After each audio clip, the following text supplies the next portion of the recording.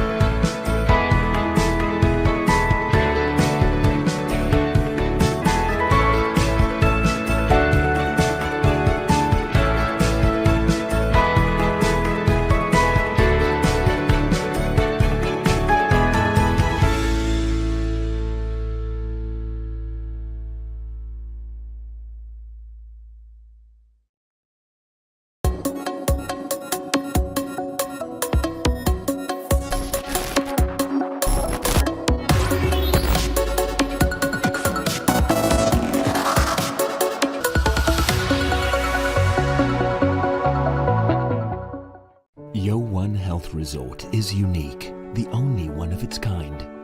Experience the 4 paths of natural wellness.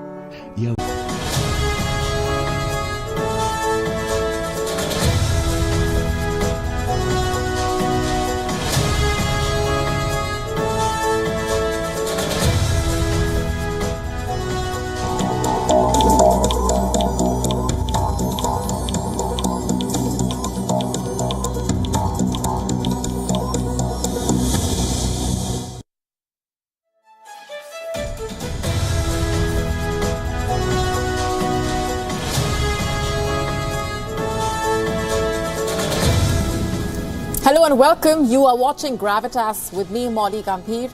Here's a look at what's lined up for you on the show tonight.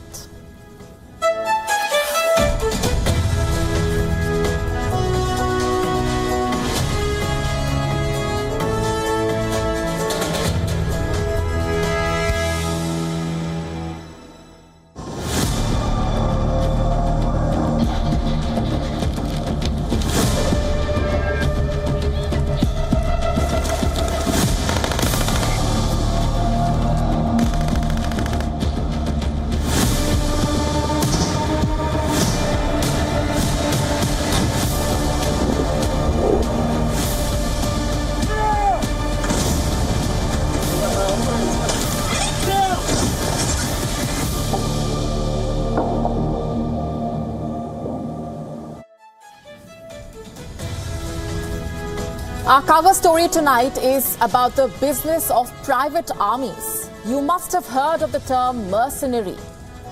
In fact, it has been dominating global headlines ever since the Wagner mercenary group's mutiny in Russia. We have been telling you about this mutiny and the impact that it has had. Tonight, we are taking a step back and we are getting you the bigger picture. We tell you all about the business of private armies.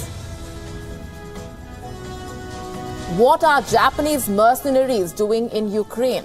How many Japanese citizens are a part of this effort? Which are the countries that employ the services of mercenaries?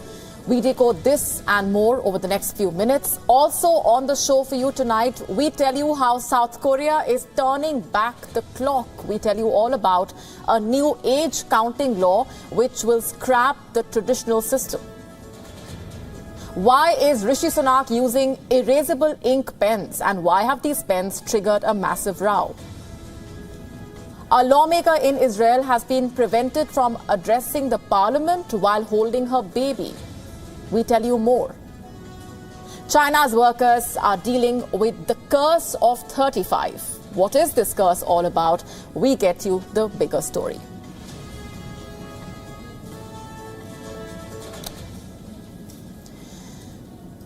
Our cover story tonight asks a startling question. Just what on earth are the Japanese doing on the blood-soaked battlefields of Ukraine? They are doing what adventurers and killers from around the world are doing, fighting for whichever side offers more money. You see, the Ukraine war has become a viper's nest of mercenaries, and this conflict started with a battle cry of national interests. But both sides have outsourced killing to bands of globe-trotting mercenaries. Their business has been booming. They are working for independent contractors. Of course, by now you know perhaps all there is to know about the Wagner Group. Tonight, we tell you about similar outfits engaged in bitter fighting in Ukraine and around the world. In fact, the Japanese group is fighting for the Ukraine flag against Russians. They have not taken their government's permission. They are freelance, being ferried and armed by contractors across borders. Last year, the Japanese were hired by the Georgian Legion, a military unit formed by mostly ethnic Georgians. They have been fighting against the Russians in Donbass. And reports say since last year, this legion has hired and is still hiring Japanese fighters. Some of them are civilians. Some of them are former soldiers. And some belong to Yakuza, the Japanese mafia. On your screen is one such volunteer. His name is Yuya Motomura, a mahjong parlor manager in Japan. He says that he always wanted a way to prove himself to a society he felt looked down upon him. And so the 45-year-old planned to leave his home and join the battle in Ukraine. Listen to this. I want to play the same role as the Ukrainians. I'm going there with the aim of defending the country. I personally take the value of defending the land or protecting a country very seriously, and I see Ukrainians doing it desperately. They have a different nationality from me, but the people, including the president, are fighting hard to protect their land. This is the real reason I'm going.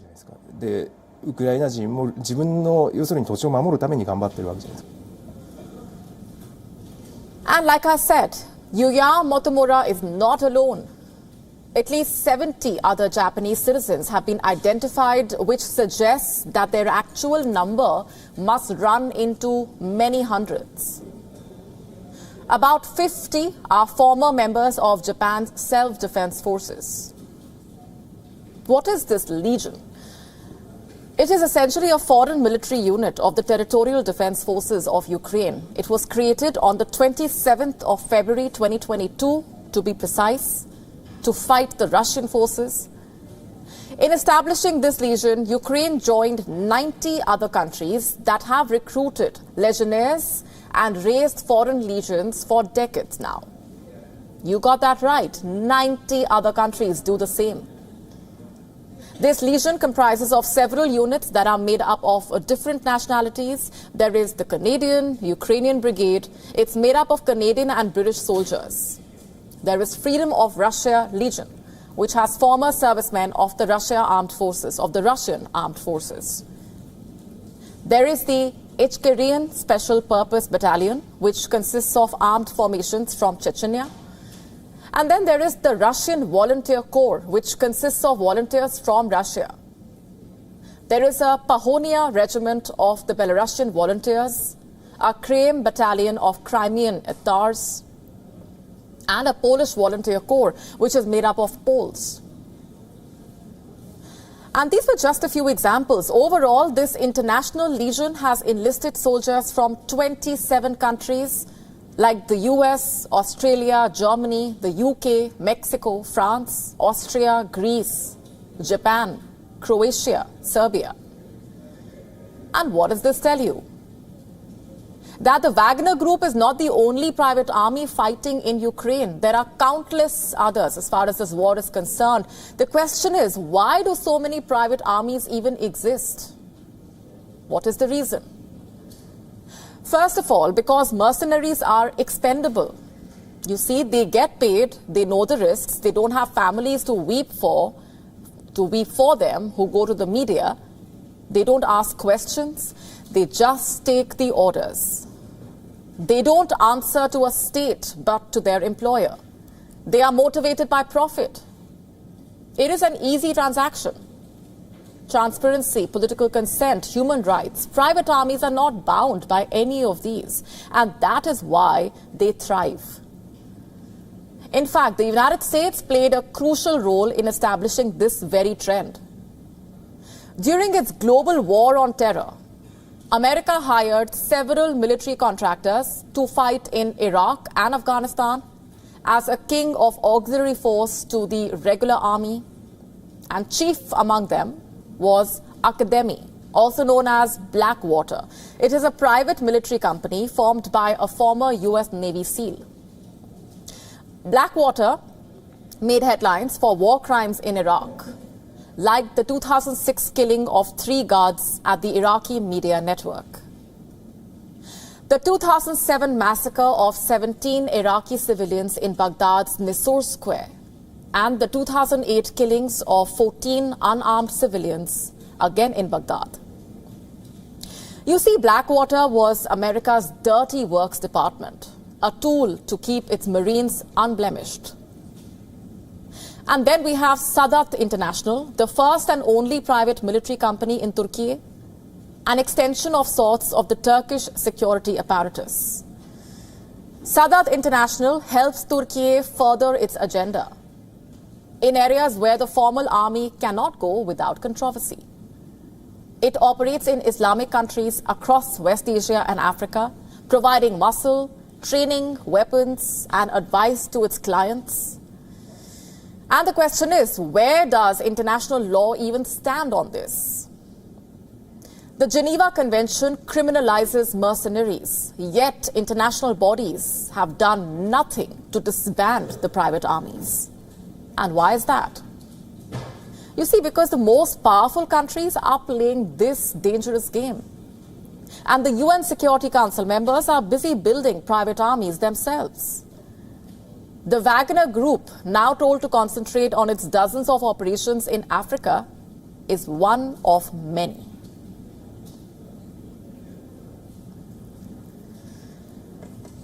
And our next story is about the Indian stock market. Earlier today, its benchmark indices hit record high levels amid a rally in the United States and the European markets. If we just break down the numbers for you first, the Sensex reached the 64,000 mark. The Nifty scaled the 19,000 level in intraday trade. The NSE Nifty 50 scaled a new high after 142 trading days. The average swing returns from the recent lows to a new high since 2018, standing at 32.8%. Historically, on an average, the Nifty has spent around 363 days before scaling new peaks since the year 2000. And this was largely due to a prolonged bear phase between January 2008 and March 2015. But you see, the latest feat has set a record. And the question is, what explains it? Just what factors are fueling this bull run? According to reports, this was propelled by fresh foreign fund inflows and a rally in the American and European markets. Let me just break it down for you. If we speak of foreign fund inflows specifically, foreign institutional investors recently pumped 10 billion into Indian equities in the June quarter. This was the biggest inflow since December 2020. And this has made India one of the sweet spots for investment. And reason number 2, the Reserve Bank of India's pause on the rate hike.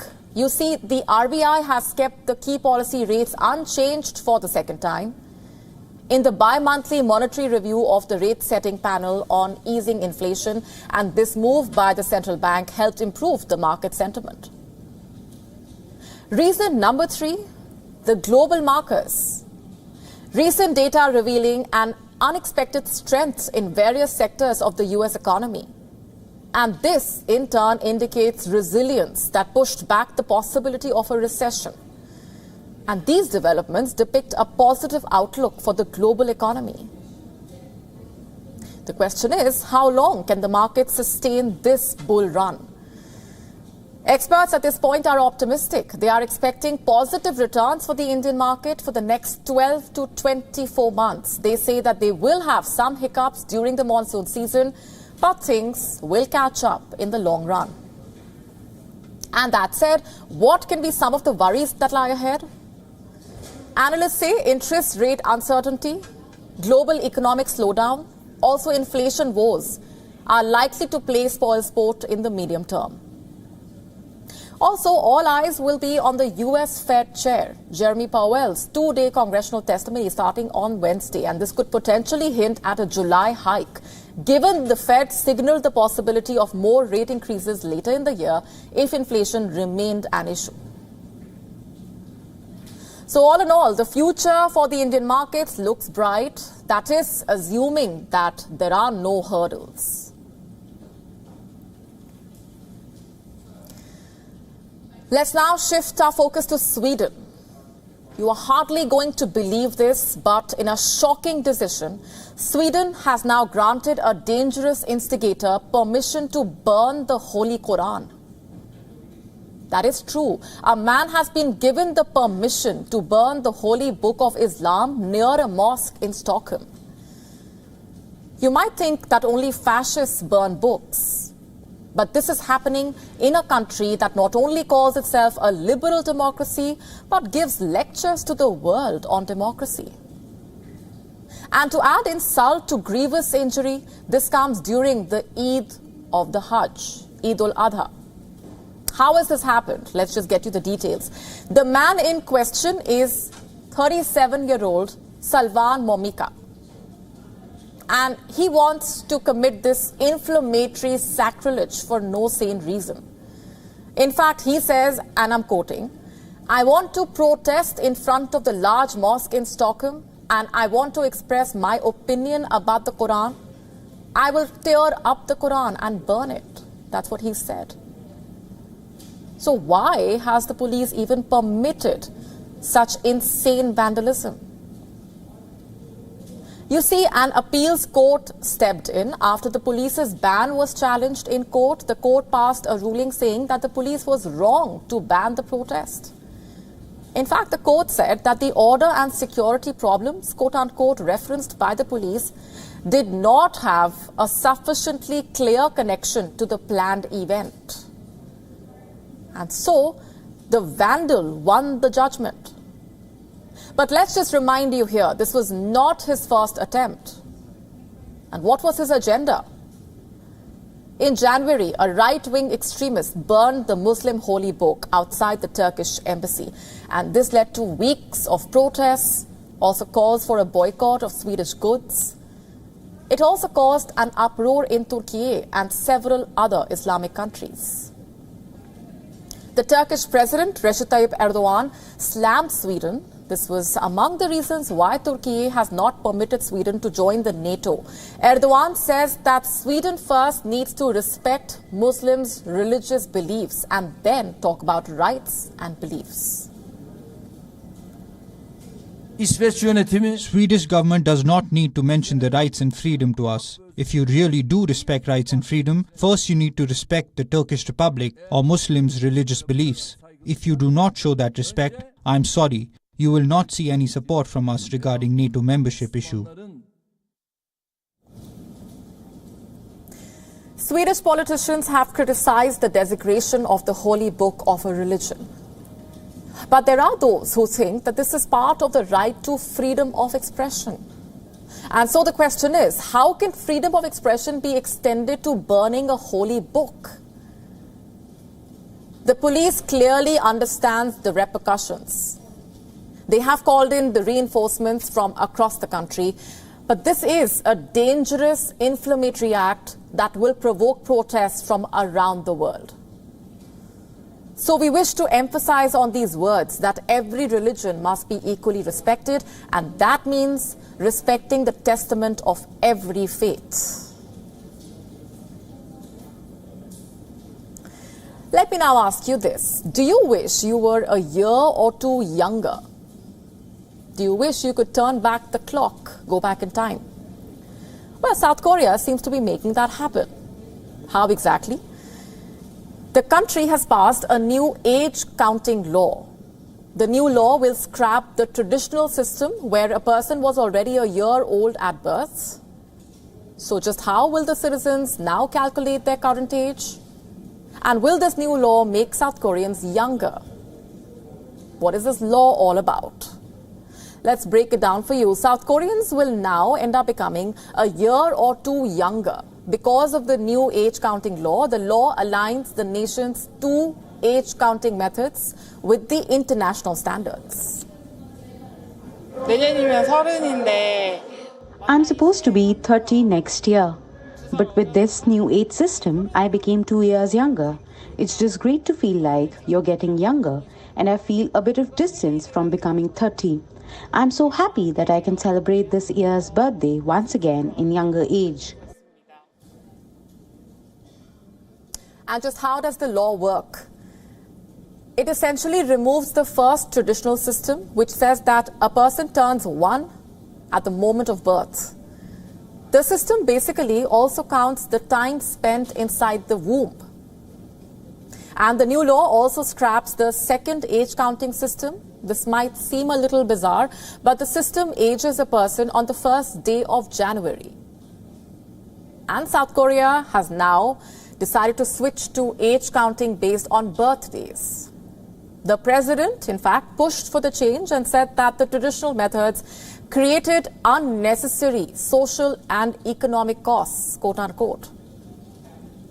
Let's just tell you more about the Korean age system. Under this system, a person turns 1 year old at birth and gains another year in the starting of January, which means that a baby born in December will be 2 years old in January. Imagine a baby becoming 2 years old in just 1 month. And there was another counting age system. This traditional system considered a person 0 years old at birth and added a year on the 1st of January. Let's just do a little maths here. Imagine a person is born on the 29th of June. They will be 19 years old under the international counting system. But under the counting age system, where a person ages on the 1st of January, they will be 20 years old. And under the Korean age system, where you turn 1 at birth and age on the 1st of January, they will be 21 years old. So the person aging according to the Korean age system will now become 2 years younger according to the new law. The person will literally age backwards. Although disputes are rising over insurance payouts, also the eligibility for government assistance programs, many people are also happy and they say that they are no longer having to explain their age when going overseas. Residents are also hoping that the new law will erase the layer of ageism in the society. Let's now talk about what's happening in the UK. In fact, heads of state around the world are often pictured using high-end luxury pens. These pens are used to sign deals worth billions of dollars, validate laws of the land, and sometimes even change the course of history for their countries. British Prime Minister Rishi Sunak's pen has now triggered a massive row, prompting serious concerns. Rishi Sunak is regularly pictured using pens with erasable ink as a part of his daily duties, and most recently while taking notes in a cabinet meeting. The question is, why is this concerning? What is the opposition saying, and why has this triggered a controversy? Our next report getting you those answers. A pen worth around £5 made by a Japanese company has put the UK Prime Minister Rishi Sunak in the spotlight. The Pilot V fountain pen is labelled as ideal for those learning to write with ink because of its erasable cartridge. According to The Guardian, Sunak is seen regularly using the Pilot V pen during his time as the Prime Minister and previously as a Chancellor. He was also snapped using this pen while working on government papers and signing official letters. This has raised concerns that his notes could be erased from official papers which are handed over to the government archives. These archives are used during routine investigations, for instance the COVID inquiry. In recent years, handwritten notes of British PMs have been a valuable source of information for historians for detailing the inner mechanism of governments. For example, Margaret Thatcher's handwritten notes had revealed her plans for emergency during the miners' strike in 1984. On the other hand, presidents of the United States habitually use pens with permanent ink to ensure their notes don't get erased, faded or damaged over the course of time. For instance, US President Joe Biden was seen using the cross-century roller ball pen on his first day in office. The opposition claims that Sunak hid his tax tariffs, hid WhatsApp messages for COVID inquiry, and is now hiding his official notes. Downing Street was under severe criticism earlier this month when it announced its move of blocking the COVID-19 inquiry from gaining access to former PM Boris Johnson's WhatsApp messages.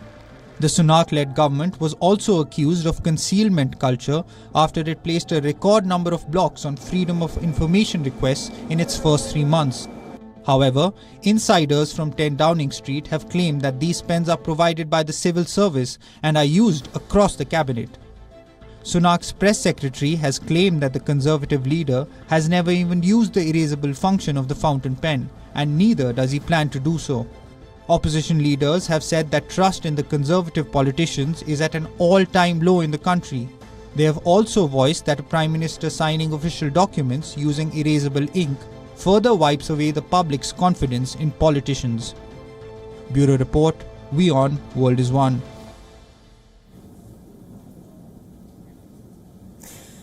Our next story comes from Israel and has triggered a series of question marks. A lawmaker in Israel was prevented from addressing the parliament, and the move has ended up reigniting a debate that has been raging around the world. Let's first tell you what exactly happened. The protagonist of this story is MK Sharren Haskel of the opposition National Unity Party. She was prevented from addressing the parliament because she went up to the podium holding her baby daughter in a sling. That's right. But why was she stopped is the immediate question that arises. Well, according to reports, she was told that as per the regulations, only members of the parliament, the Knesset, are allowed to stand at the podium. And Haskel in turn explained what really happened. She told the deputy Knesset speaker that she tried to put her daughter in a stroller, but since she was crying, she had to then continue to carry the baby in a sling. Now, I know what you're thinking. What really is the big deal here? Why should there be a problem here? Apparently, only lawmakers have access to the podium, is what was said. And once the lawmaker was informed about this decision, she naturally pushed back. She said that a lawmaker cannot be prevented from presenting a law. You know what she said?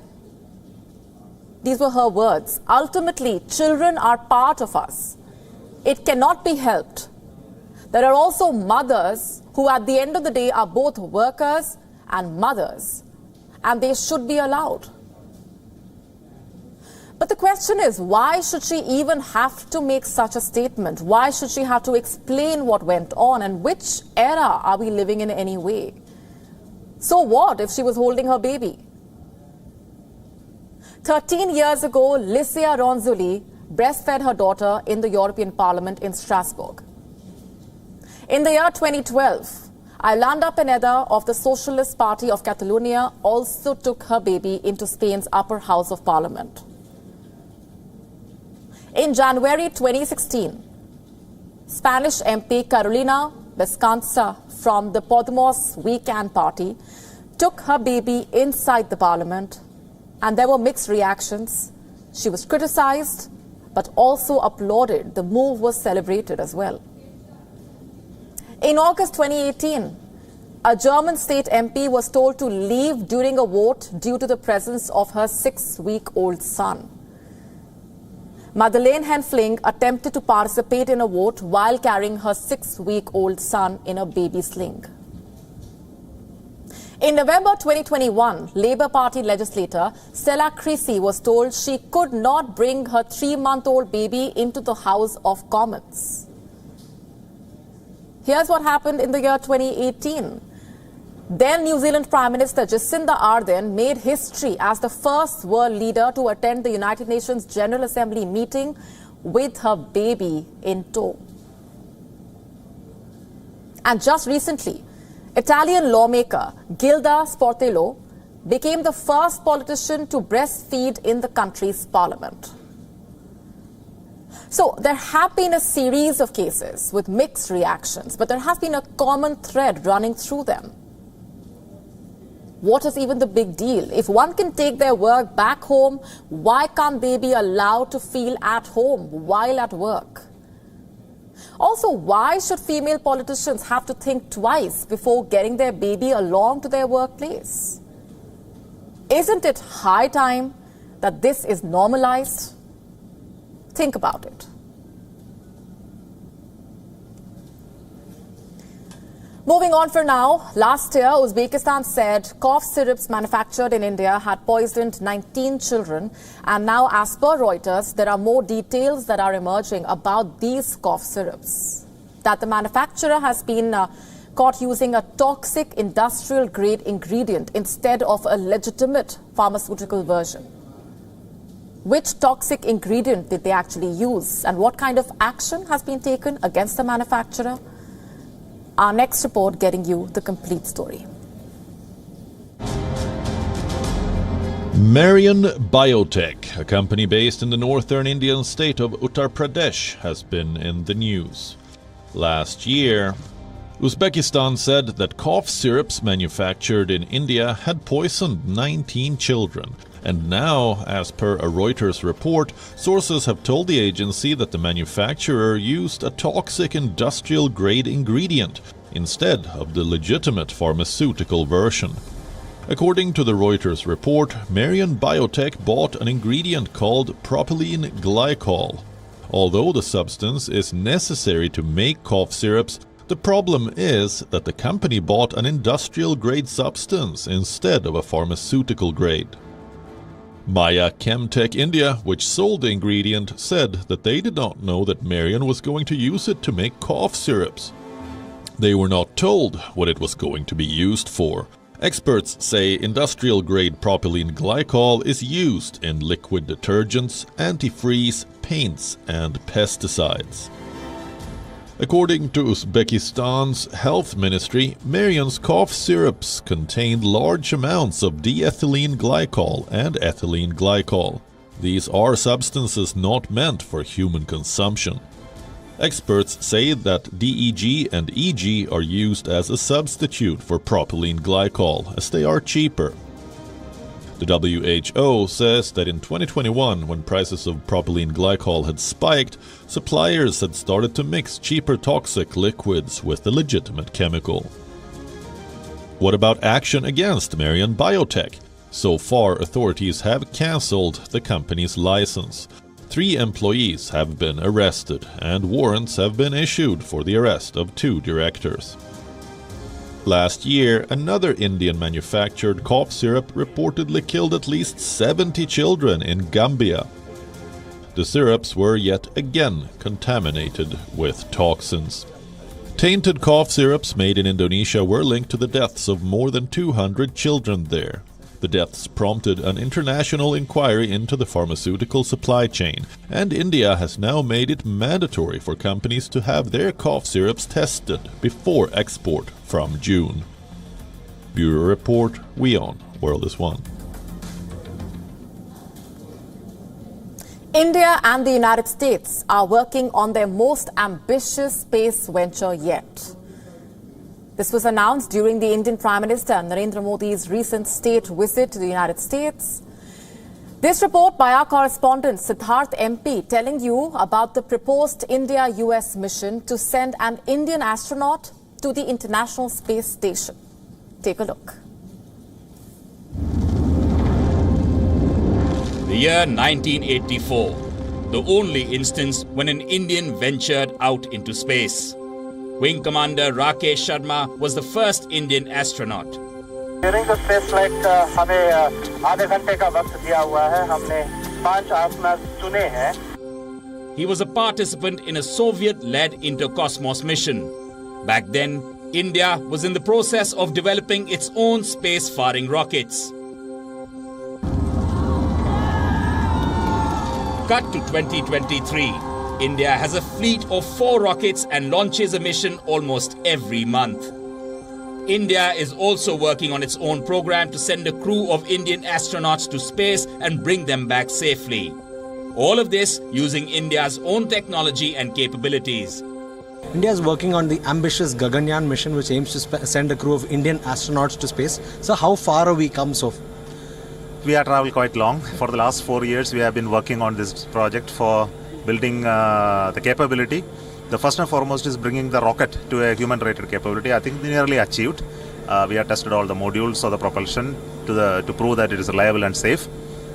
We are developing the crew module for taking the human being, and we are also developing the crew escape system. And the most important and the heart of the system is something called Integrated Vehicle Health Management System, which is a computational algorithmic system which will detect an imminent failure and take action to save the crew. So all of this we are developing at different centers. We are also developing the astronaut training methods, astronauts, their training pool, all those routines, etc., etc. So, and also a lot of tests, of course. After multiple unmanned trials, the Indian astronaut mission is expected to take place by 2024 end or 2025. But during Indian Prime Minister Narendra Modi's maiden state visit to the United States, US President Joe Biden made a significant announcement. To collaborating on human spaceflight, including sending an Indian astronaut to the International Space Station in 2024. While America is already supporting the Indian Gaganyaan astronaut program, an Indo-US astronaut mission to the space station is a giant leap forward. As part of the joint mission to the ISS, NASA will also provide advanced training to the Indian astronauts at the Johnson Space Center in Houston, Texas. As of now, the International Space Station is populated by astronauts from USA, Russia, Canada, Japan, and the European Union. In recent years, astronauts from Israel, Saudi Arabia, and the United Arab Emirates have also worked at the ISS. Soon, an Indian astronaut could join the ranks. While India's Gaganyaan program is expected to be a 3-day mission in a crew module or a capsule, a journey to the space station is much more sophisticated. Astronauts who travel to the ISS stay on board for a minimum of 10 days or a maximum of a few months. They are able to carry out experiments before they return to Earth. This orbiting lab is the most valuable platform for humans to live and work in space. In recent years, most astronauts have traveled to the International Space Station on board SpaceX Falcon 9 rocket and Crew Dragon spacecraft.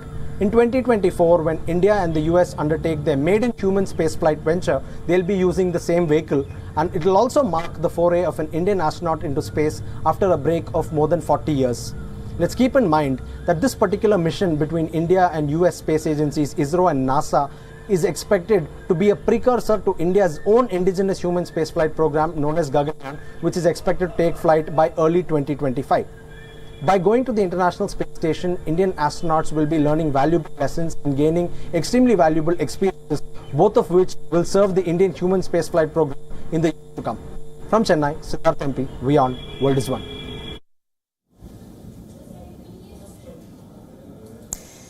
In the fast-paced world that we live in today, it is said that your 30s are the new 20s. Use your 20s to build a solid foundation and delay major milestone decisions to your 30s. But in China, it seems your 30s are your new 60s. You know why? Because people there above the age of 35 are now fearing job loss as a result of their increasing age. You heard that right. And this is happening to people in their 30s. Our next report telling you more.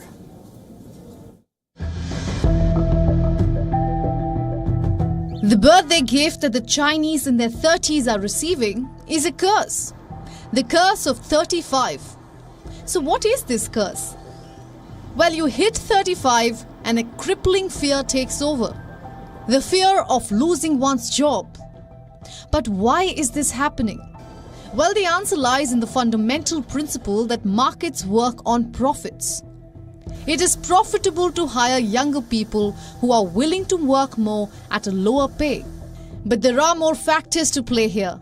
Chinese post-pandemic economic recovery has hit a pause button, and the job market is in a really volatile state. The data gives you a clear picture. In the first 3 months of this year, Alibaba, Tencent and Baidu hired about 9% fewer workers than they did during their hiring peak in the pandemic. In fact, some of China's biggest real estate developers cut their headcounts by 70% in 2022. The problem is not just restricted to the private sector. The government sector is suffering as well. The age gap for most civil servant positions is also 35. Also, people in China are opting to not get married, and if they do, then to not have children, because they simply cannot afford it and the future looks uncertain. In 2022, the number of marriage registrations fell 10.5% from a year earlier.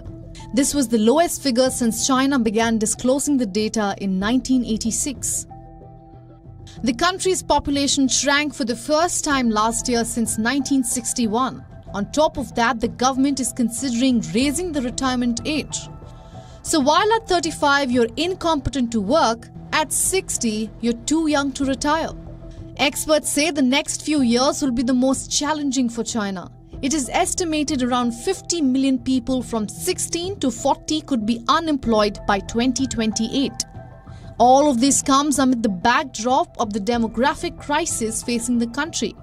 China is facing a rapidly aging population and shrinking workforce. After decades of the one-child policy, its population is declining. Is the so-called curse of 35 going to add to this crisis? Well, we'll have to wait and watch. Bureau Report, WION, World is One. On to India now, where the Kashmir Valley is famous for the houseboat community on Srinagar's Dal Lake. However, century-old houseboats are on the verge of ruin and desperately need repair and renovation work. And the government's move to allow repairing and renovation work of these houseboats is a big relief for the community there. Our next report getting you more.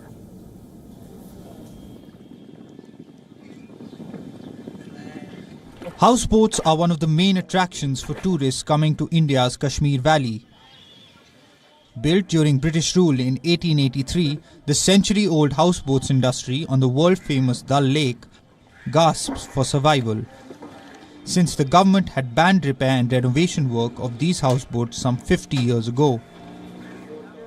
Dozens of houseboats on Dal Lake and Jhelum River have drowned in the past few years, and the houseboat communities had been pushing to lift the ban on repair and renovation. After a long wait, now there is some relief for those whose main source of income is through houseboat tourism. We had a permission for repairs and reconstruction. Recently we got the permission for 19 houseboats to get reconstructed and repairs. In coming time we are hopeful that we may get orders for all the houseboats which are in a pipeline for their repairments and reconstructions. As you know, houseboat is one of the major major part of the tourism sector. As per houseboat industry is concerned, they have kept always the flag of tourism high. According to the official records, there were around 2,000 houseboats in the Kashmir Valley. Now, it has come down to 750 to 800 on the Dal Lake and 1,100 in total across Srinagar. The houseboat community has been pushing the government to declare the houseboat industry as a heritage industry. Every year you need a repairing. Every year you need that waterproofing of the bottom. The water may not come inside. So that you have to do every year. Apart from that, you have to look at the bottom because it's lying in the water from decades. So a lot of things we have to do. I think each and every, be it any category houseboat, they need repairs. And we also request our government that houseboat should be declared a heritage industry and we should be benefited with the various MSME schemes. Around 50 years ago, the government had banned the repair work of these houseboats. and now there are very few people left who can do the repair work. There is a dearth of craftsmen who knew the repair work of these houseboats. According to locals, only 80 to 85 craftsmen at present know the repairing work of the houseboats. It's a lot of benefit for the houseboat community. There are a few people left who would do the houseboat repair work. Now only 85 people are left who are capable of doing the repair work. There are around 85% of houseboats which need repairing. There are so many houseboats which are damaged as they are decades old. If they allow all houseboats to be repaired, it will emerge as a new industry again. Houseboats add to the beauty of the Kashmir Valley. It is the first choice of the tourists to stay in Srinagar as it provides a unique experience to the tourists. It's after half a century that the houseboat owners of the world-famous houseboats on Srinagar's Dal Lake have been permitted by the government to renovate their houseboats. It has come as a big relief for the houseboat communities in the Kashmir Valley, as they say this will help them save the heritage. With video journalist Feroz Idris Loan for WION World is One. Let's now tell you what else made news around the world. Time for Gravitas Global Headlines. NATO is ready to defend itself against any threat from Moscow or Minsk, says NATO chief Jens Stoltenberg, after Wagner rebel leader Prigozhin arrives in Belarus. Launch of India's moon mission Chandrayaan-3 on track, says the Indian Space Research Organization chief. Launch window is between the 12th and 19th of July. Violent protests have shaken up Paris suburbs as celebrities express outrage over the police shooting dead a teenager during a traffic stop. Chinese Premier Li Keqiang warns world leaders at the start of the World Economic Forum annual meeting in Tianjin against politicizing economic issues, calls the notion of de-risking a false proposition.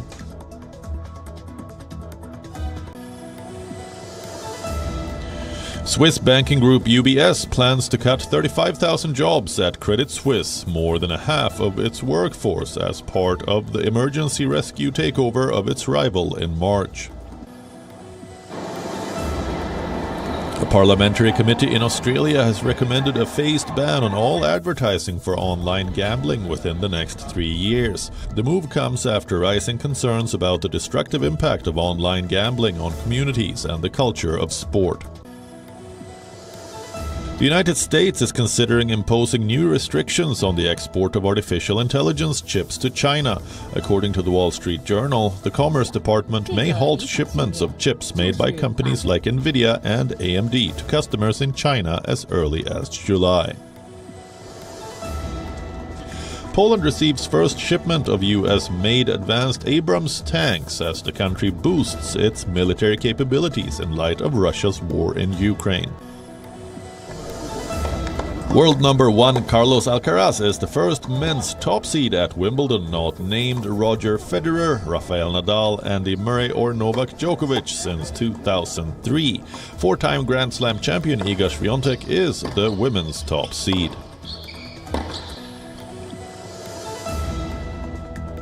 Two Just Stop Oil protesters stop play on the opening day of the second Ashes Test at Lord's. England wicketkeeper Johnny Bairstow takes matters into his own hands and carries one of the protesters off the field.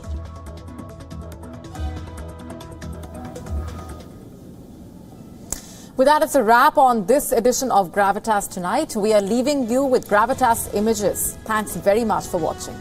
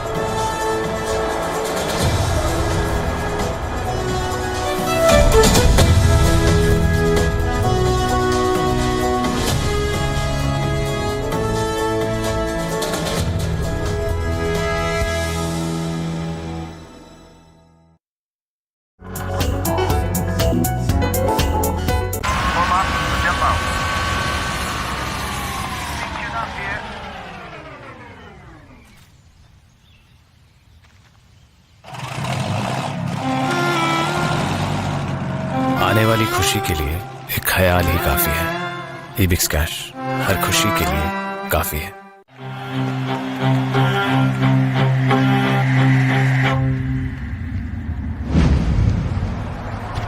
कभी कभी खुशी के लिए एक उदाहरण ही काफी है। ईबिक्स cash हर खुशी के लिए काफी है।